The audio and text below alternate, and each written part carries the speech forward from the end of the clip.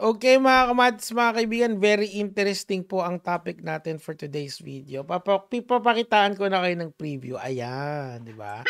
Palakpakan tayo dyan. So ganito po, una sa lahat, nagpapasalamat ako dun sa taong gumawa nito. Yung first hour kasi nito or first 3 hours nung linabas ko yung content, meron akong mga nakuhang messages sa nd.gg, sa business account ko, sa business email ko, at saka sa ibang social media ko. So, chinek ko naman isa-isa. Yung iba kasi, tol, hindi ako marunong mag-code.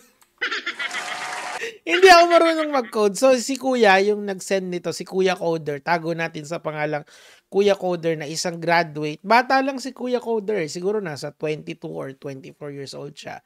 Sinabi niya sa akin, boss, in-scrape ko po ng maayos. Parang meron siyang mga nilagay na parameters tapos in-export niya sa Excel. And freelancer din tong bata na to. Palakpakan mo sarili mo, idol. So, maraming salamat sa kanya. As I've said, isa lang yung mababayaran ko. So, nabayaran ko na siya. Pero, meron pa rin mga IT expert na putang ina, Nico David. Isama mo kami dyan kahit wag mo kaming bayaran. Meron silang gumanon. Sige, walang problema. Kaso, hindi kasi kumayaman. Wala akong kamaro. Wala akong kanggaro. Wala akong bahay. Hindi, may bahay naman ako. Eto. May bahay naman ako na pinarenovate na. And of course, meron akong mumunting negosyo na hindi naman ako para maging bilyonaryo dito. But, ang sinasabi ko lang, maraming salamat po lahat sa inyo. Na-appreciate ko. At lalong-lalo na kay Kuya Coder. Actually, sabi ko nga, di ba, magbabayad ako. I did paid him and eto nga yung trabahong nakuha ko. And maraming salamat, napakaganda nito. Now, mga kamatis, without being said, if you want to join the fight, then join the fight. Huwag kayong mag-alala. Iko-consolidate ko lahat ng lahat ng sinesend nyo sa akin. Bigyan nyo lang ako ng oras. Wala akong editor na pwede kong sisihin. Isa lang ako. It's just me. It's just me. Pero, don't worry mga kamatis. Ako ang bahala sa inyo. We will consolidate everything. Pero, ang akin lang kasi ngayon mukhang nagkukumahog na sila sa Hustlers University. Doon sa kanilang Lazy Genius Eclaver na yan. Ako, ganito, Franklin Miano, there is nothing you can do to stop what I'm about to do sa'yo. No, kahit sabihin mong magdemanda ka, baka nga lalo pang mag-intensify kapag nagdemanda ka. Kasi ako, padalawa-dalawa lang yung content ko sa'yo araw-araw because I'm trying to manage yung debunk ko sa'yo. Ayoko naman na buong araw kitang iko-content. Hindi yun okay para sa akin. Ito kasi it's more manageable. 1 to 2 hours per day and then I'm on okay na ako sa buhay ko after that, 'di ba?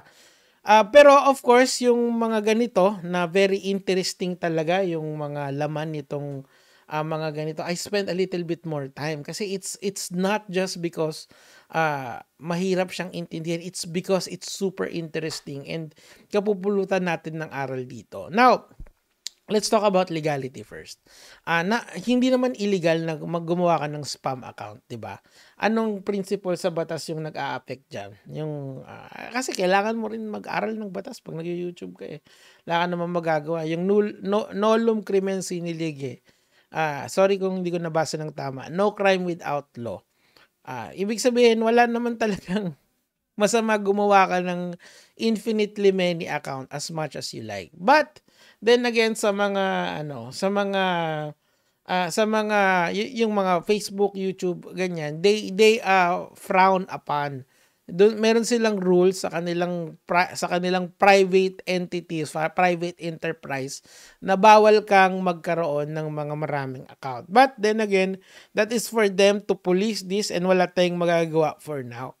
Kasi the number one complaint I am getting, Boss Nick, bakit kaya pag binablock ko si Franklin Miano, marami pa rin siyang account. Well, this is the reason why.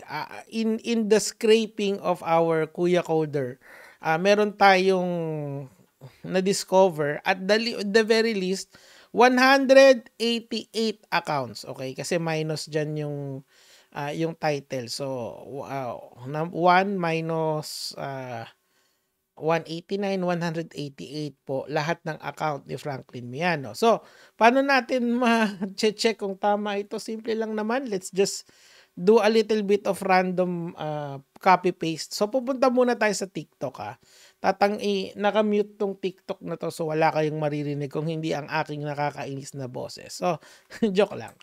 So, eto muna. Teka lang. Ayan. So, maghanap tayo ng random. Ito, Franklin Miano. Ito. I'm just doing this at random and let's do this 10 times. Number 1. Okay, para lang kita nyo yung laman related sa kanya. Mamaya i-explain natin yung concept na pinatatakbo nitong si Franklin Miano. Kasi palagay ko ang ginawa niya rito, ginaya niya si Andrew Tate. And we will learn about that later on in this video. Ito, Frank Goals. Okay. Okay. Kaboom. Kita nyo, pare-parehas ng laman. Ito, Franklin Miano 03. Eto, ang galing nga nitong si Kuya kasi in-scrape niya daw to kung ano man ang ibig sabihin. Ito, walang laman. Pero ganun pa rin yung itsura ng ganun pa rin yung itsura nung account basically. Grow business at Frank Media, how to make 100K realistically. Puro ganun eh. Or CEO of 10 businesses. Okay. Hanapin natin. But you can see the pattern, right? Tingnan mo kung sino yung naglolo. Ayan, si Favis to, 'di ba? Tapos yung tropa niya, ito yata yung Justin di ba? So, ayun na si Josh Mojica nandiyan. So, alam mo, yung mga inaano niya, yung mga and I really would like to apologize kay Shawarma Guy at kay Josh Mojica. Kasi they are in a way kay Favis din, pero doon sa dalawa muna, doon kay Josh Mojica at saka doon kay Shawarma Guy. Kasi they are being used to populate tong ayan ito, pangilan na to, pangatlo na yata to, di ba? 3, bilangin nyo dyan, tulungan nyo ako. Wala akong editor na pwede kong sisihin. See? Kuha uli tayo, random lang, dash random. Ito, Coach Frank 20. Yan. Paste. Kita mo? 180. Di ba? Puro siya yan. Hanap ulit tayo random. Gaganyanin natin para yung shuffle is real. Ito.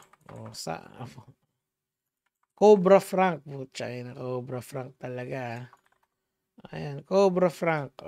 Tingnan natin. Di ba? Kasi nga ginaya niya dito si Andrew Tate. And kudos sa kanya kasi number 1 manggagaya ng Pinas talaga. Ito, Franklin University. So kung ito, isa pa. Siguro you get the point mga kamatis, mga kaibigan of what this dude is trying to do. Isa pa. Natin. I-shuffle ulit natin. Shuffling. Ito. Next naman ay ito. Daily Dose of Franklin. Control-C, Control-V. Okay. Dati kasi ako sa call center, magaling kami mag-Control-C and Control-V. Shoutouts dyan sa mga call center agent. See? So, nakikita nyo na siguro yung pattern dito. We're doing this randomly. Ibig sabihin yung data na binigay sa atin ni Kuya Coder na isang graduate, 22 years old, na hello sa'yo, brother. Sigurado ka ba na ayaw mong i-shoutout kita dito? And sa lahat din ng coders na putang ina nyo, ang lulupit nyo. Kasi basic, pare-parehas lang sila ng data na, ito, medyo sablay tong account na binigay nila sa akin Pero nauna lang talaga to, just mas organized. Hindi ko sinasabing hindi kayo organized. I'm just saying sa inyo na nung dumilat lang yung mata ko para umihi, umiihi kasi ako pag madaling araw. Wala lang. Trip lang. Minsan natatae ako. Puta, nagising yung diwa ko. Nakita ko, tangin ng lupit nito Kita mo? So, you can see a pattern now na ginagawa ni Franklin Miano. Puro sa kanya yan. Now, I did some research dito mga kamatis kasi I really dedicate time para mag-research about sa mga galawan ni Franklin Miano. And alam mo ang nakakatawa sa kanya, he really thinks that he is a genius. But bro, this is sloppy work. Sorry, ayan. Kita nyo. Okay. So, nakikita nyo, mga kamatis, mga kaibigan, we're doing this randomly. Sinashuffle natin yung Excel. Maglalan tayo sa isa. Ay, wag yan. Naano na natin yan. So, tapos, ayan. Nothing to it. Makikita mo puro siya. Ngayon, mga kamatis, mga kaibigan, etong ganitong technique kasi is called a mother and child method. Ito, basahin ko. Unlike the direct/unfollow technique, this approach involves the creation of interconnected accounts. Interconnected accounts nga sila. Correct tayo. So, salamat kay Kuya Coder. Uy, yung mga coder dyan na nag-send sa akin, maraming salamat. Promise ko sa inyo, i-consolidate ko lahat yan. Bigyan nyo lang ako ng oras. Wala akong editor na pwede kong sisihin. Kasi ganito kasi yung scope ng work na kaya talagang okay na okay to sa Daily Dose eh. There is so much data. Ang trabaho ko is to consolidate all of this data and to create content na at least digestible sa lahat ng taong manonood.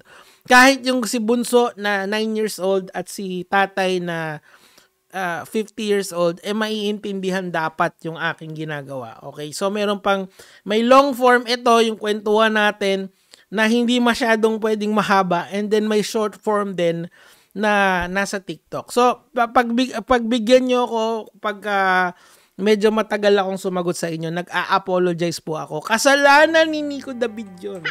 Kung bakit wala siyang editor na pwedeng sisihin. Okay, so tuloy na natin to. Ayan. Primary interconnected mother accounts which share a primary entity and the account slave acting as satellites, driving the target towards the mother. Okay. The mother account is called Franklin Miano. Now, alam ba natin kung ano yung mother account ni Franklin Miano? Yes, of course. Ito yun. Kasi kita mo ito lang yung personally na ginagamit niya. Na may direct contact siya dito. Na may direct access siya dito. Na mabilis siyang sumagot. Diba naalala nyo to, yung unang durog natin sa kanya ng malala. Yung sinisi niya yung sa Fiverr. Ayan po yung reason why meron siyang ganitong klaseng account. It's because ito yung mother account niya, and yung mga slave accounts niya ay ito. Ayan. Dami 100. Ang nahanap pa natin to date is 189. So, wag kayong magtaka na kapag binlock nyo si Franklin Miano, bigla na lang may susulpot. Now, kanino niya natutunan tong technique na to? Malamang kay Andrew Tate. Kasi ganyan din yung ginagawa ni Andrew Tate. Ito, nahanap ko yung... pakinggan na lang natin ng konti, pero nakita nyo naman siguro yung title. What the affiliates are doing is they're essentially signing up for the affiliate link. They're getting, if I'm not mistaken, 48% of the initial revenue from somebody buying Hustlers University. They have a plethora of content that they can use. And they basically start TikTok accounts where they essentially post content, and then this content drives users back to the link in bio. Now, the link in bio is basically the affiliate link of Hustlers University. Super simple. So what Andrew Tate has is he essentially has a full content army that's just pumping content day in and day out, driving traffic directly to Hustlers University. So, ano po ang resolution nyo? The easiest resolution is to... kasi nga, there is no law punishing this sa ating bansa, sa batas. Hindi natin pwede itong ilagay sa cybercrime. Yung cybercrime, it will come sooner rather than later dito sa mga tao na to. But dito kasi wala tayo talagang magagawa dito. But there is a move that we can do. Kunyari, nakakita kayo ng Franklin Miano content sa TikTok, you can report as spam. Kasi TikTok has to be notified sa ginagawa niya. This is may not be a violation of our law, but definitely this is a violation of terms and conditions ng TikTok. Bawal kasi mag-spam sa TikTok. Basically, dapat isang account ka lang, tapos dun mo ilalagay lahat. Ang ginagawa niya, dinamihan niya. Okay sana kung may dalawa, pang backup yung isa, or iba yung content. Pero this is essentially the same account over and over again. And so ayun, yun lang naman yung sa akin for today mga kamatis, mga kaibigan. Once again, nagpapasalamat po ako sa lahat ng IT expert na nagbigay sa akin ng information. We will consolidate everything. Huwag kayong mag-alala. Isang account lang muna si Kuya Coder muna yung una lang. Wala tayong pwedeng sisihin. Hindi sarili natin. Mamaya may ilalabas ulit ako. Wait lang kayo, gege mga lods.